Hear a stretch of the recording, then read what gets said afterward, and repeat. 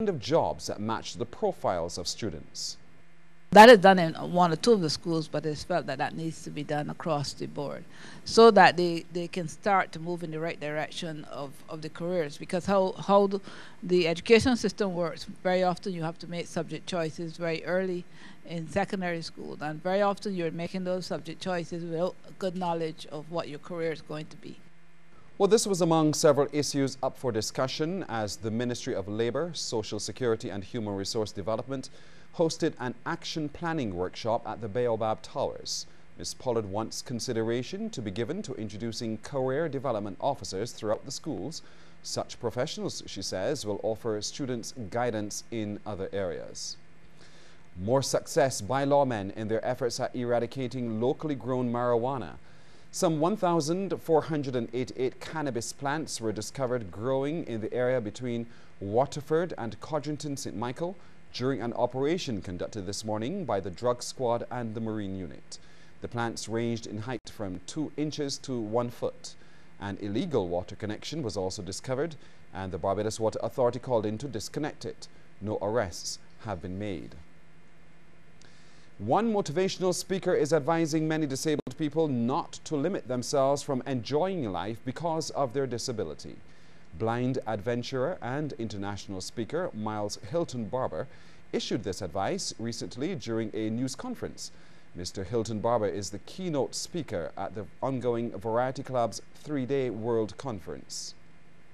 People think, certainly in the UK where I live now, that disability is a barrier, it's a handicap, it's a bad thing.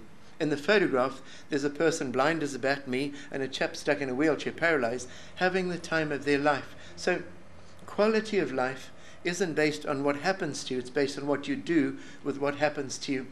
And I said to my mum the other day, I'm so glad I wasn't conceived only recently, because with all of this genetic testing, I probably would have gone down the plug. Oh well, he won't be perfect, disability's bad, why bring a baby into the world who isn't perfect? Well, it was a birthday celebration like no other, and it caught birthday boy Irving Wilson by surprise. Students and staff held a special celebration in honor of the first principal of the school for the deaf and blind, which was later renamed the Irving Wilson School. Well, tributes were paid in song by students of the Sing and Sign group, and Lorraine Wilson paid tribute to the 96-year-old on her recorder. The highlight of the day was the cutting of the cake and presentation of gifts.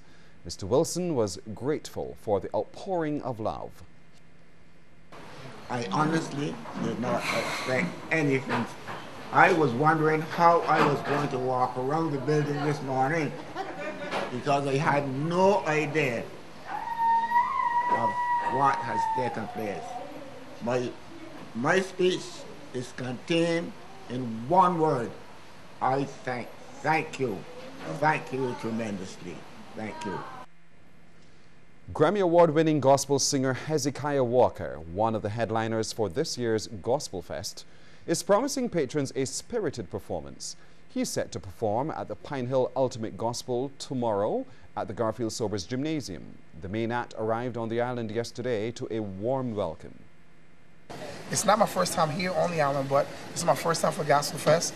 And the last time I was here, I didn't have my choir, but this time my choir's with me, the band's with me, and we're going to have a great time. Great church, a good concert, and God's going to be in the room. Of course. I mean, this is great. The hospitality has been great. The food's been great. The people are great. So, hey, who knows? I may come back here permanently. Well, several students were on hand at the Sanctuary Empowerment Center to interact with the gospel artist. Executive producer of Gospel Fest, Adrian Agard, says the session fits well into the show's theme, touching lives, changing the nation. You have an opportunity to help to shape a life. And something said this morning, something communicated in the spoken word or in the music, has a chance to set the direction of a child's life and therefore impact a family, impact a nation. We're very conscious and very strategic about what we do with the festival, and this event this morning is one of the things that we are really excited about, because we know, we can see what happens to our nation. The Word of God says, train up a child in the way he should go. When he's old, he will not depart from it. And in this process of what we're doing, we're seeking to achieve just that.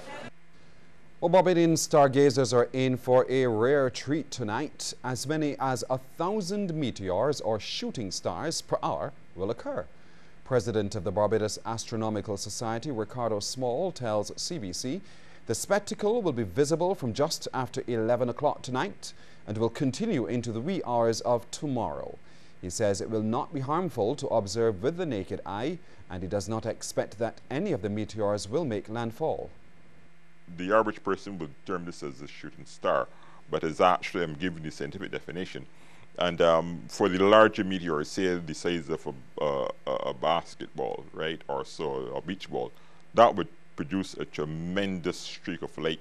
The skies will light up as of daytime, and there might or might not be a sonic boom and an explosion.